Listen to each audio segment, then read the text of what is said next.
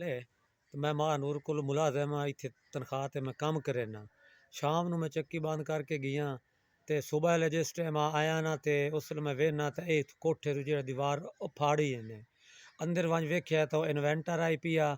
ਤੇ ਬ੍ਰੇਕਰ ਆਈ ਪਿਆ ਉਹੀ ਕੋਈ ਨਹੀਂ ਉਹੀ ਲੈ ਗਏ ਤੇ ਨਾਲ ਜਿਹੜਾ ਨਾ 5 ਗੱਟੂ ਆਟੇ ਦਾਣਿਆਂ ਦੇ ਉਹ ਵੀ ਚਾਹਤੇ ਤੇ ਵਗ ਗਏ ਕਾਲ ਕੀਤੀ ਏ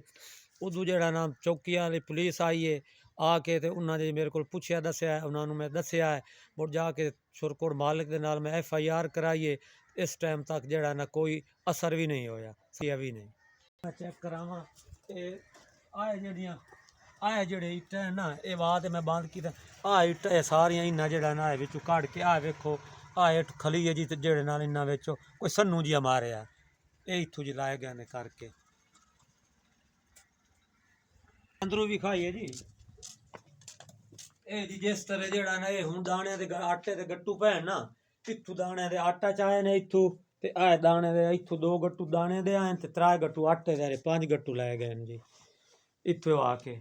ਇਹ ਚਾਹ ਗਏ ਨੇ ਪਏ ਇਹ ਇੱਥੇ ਇਨਵੈਂਟਰ ਲੱਗੋ ਆ